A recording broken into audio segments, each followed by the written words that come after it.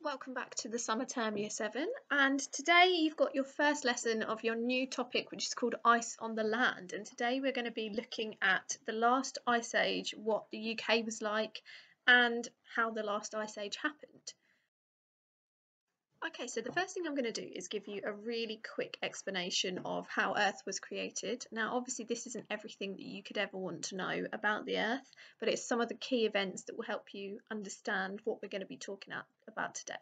So 4.6 billion years ago is where we will begin. The Big Bang happened and Earth itself was created. Not Earth as we know it now, but all of the ingredients for life to be created, for animals, for plants, for the ecosystems that we have now, were all created 4.6 billion years ago.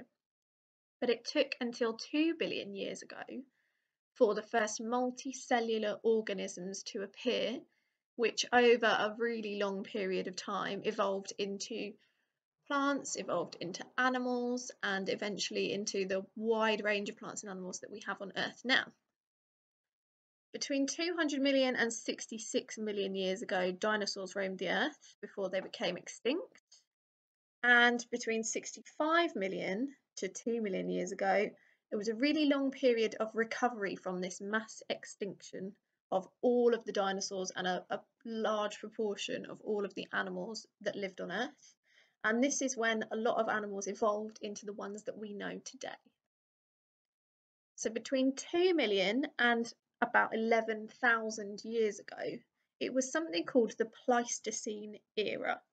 And basically, this was a really long period of time during which the climate was slightly warmer for some hundreds of years and slightly colder for some hundreds of years. And it is during this period of time that humans evolved, and humans changed, moved, they migrated around the Earth in response to the changing climate. So we had ice ages where ice and snow covered huge parts of the Earth, and we also had much warmer periods where it was kind of like being in one long summer.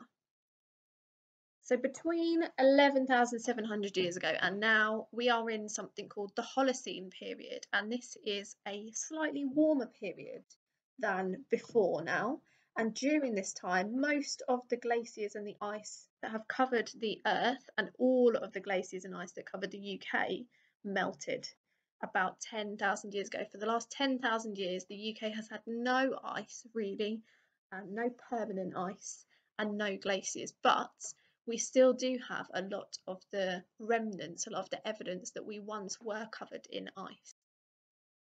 So back in the Pleistocene age, so up until about 11,700 years ago, you can see on this map on the right here that huge parts of Europe, Northern Europe, were completely covered in ice. We're not just talking a really thin layer that you would slip on if you tried to walk along. I'm talking huge blocks of ice that would be hundreds of feet tall in some cases. So essentially, we wouldn't have any of the buildings, there weren't buildings in that time anyway, but everything that existed at that time became completely covered in ice. Lakes froze over, rivers froze over, even the sea froze over. So you can see between the UK here and Scandinavia, so Norway, Sweden, and Finland, this was one ginormous block of ice that was so thick that you would be able to walk across it. And in fact, during this time, people did move. So early man, kind of prehistoric man, migrated.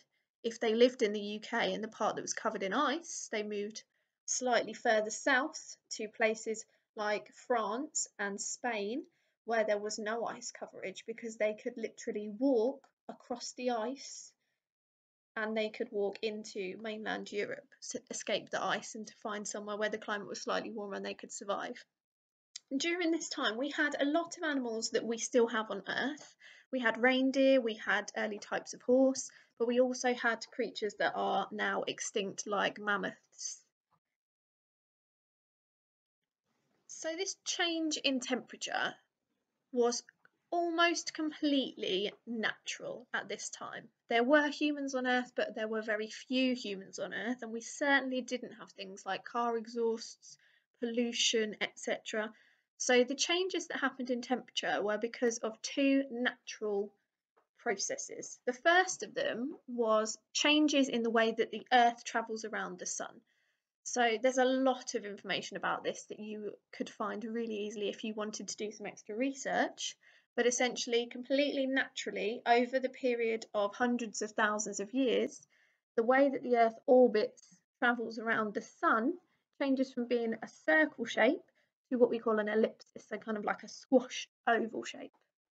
As well as changes in the tilt of the Earth and the way that the Earth slightly wobbles, not enough for us to tell, they all result in slightly cooler times where the Sun is further away from the Earth and slightly warmer periods. As well as this, we have ash from volcanic eruptions. So we have all seen volcanic eruptions happen in our lifetimes, but there were many that happened during this Pleistocene era, and some ginormous ones, far bigger than any that we have ever seen in our lifetimes. And the ash from those volcanic eruptions was so big, there was so much of it, when it rose up into the sky, into the atmosphere, the particles blocked out the sunlight basically, and they reduced the Earth's temperature. Now add into that the human effect that we are also having with producing greenhouse gases and leading to temperature rise, is also combining with these two natural effects to mean that ice now is melting quicker than it ever has done in any previously slightly warmer phases. So during this time, it might sound like Earth was plunged into minus 50 degrees temperatures, but actually across the whole world, the average temperatures only dropped by a few degrees. In some places, they dropped by a lot more. So in the UK, average temperatures were single figures, so 1 or 2 degrees in some places. In other places, they weren't affected particularly at all.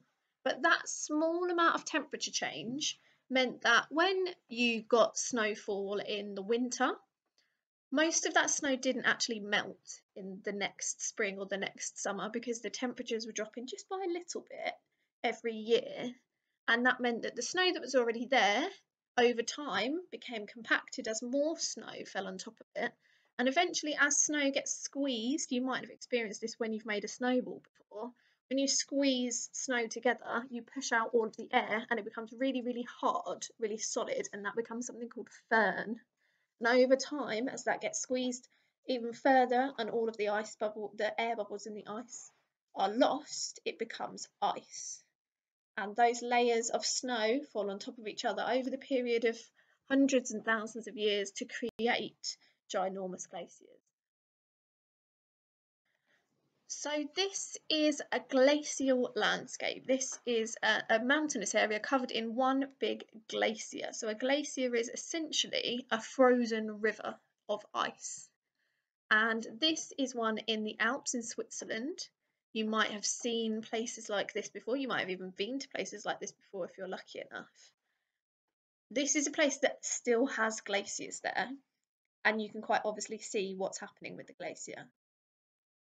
We are more used to seeing landscapes that look like this. So in the UK, we don't have any glaciers anymore, but this in the Pleistocene, so until about 11,000 years ago, would have been covered in one of those massive rivers of ice.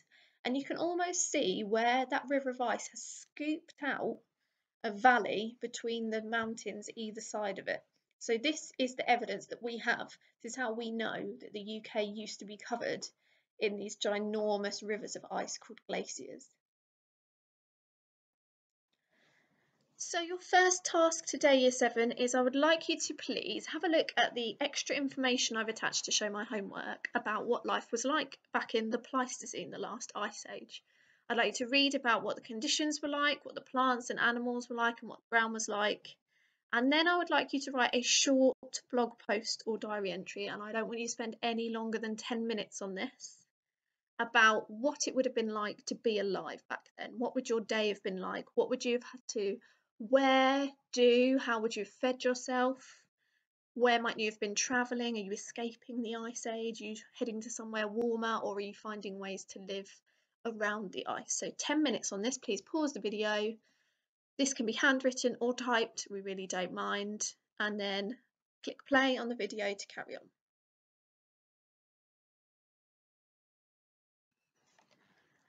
Okay, so ice coverage around the world now, as I've already mentioned, is not as common, is not as widespread as it used to be during the last ice age, the Pleistocene.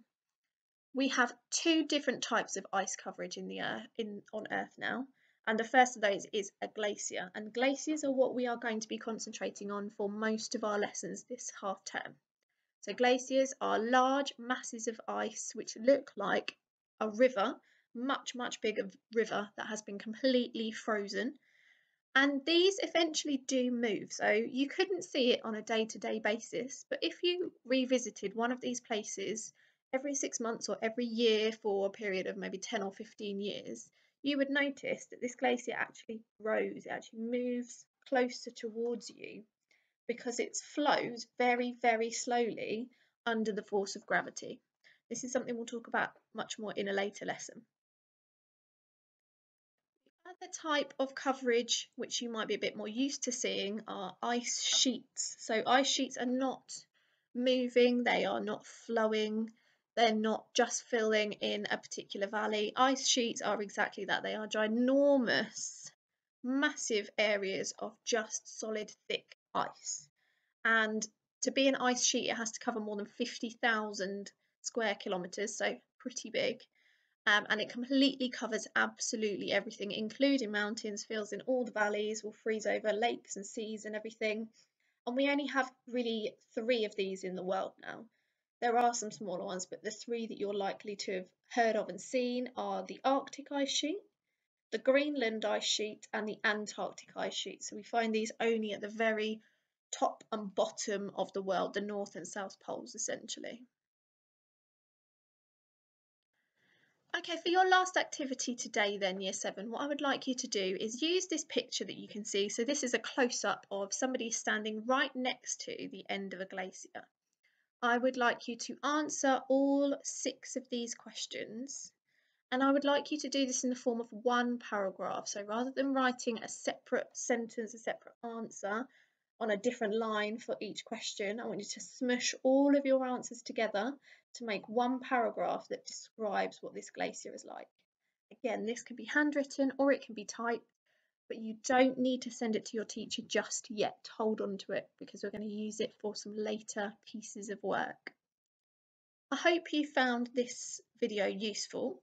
If you have any questions about anything that you've seen or heard in it, please make sure you email your teachers and they will be able to help you. Or if you're not sure about what you need to do for any of the activities, that's exactly what we're here for. Just send us an email and I will see you again next lesson.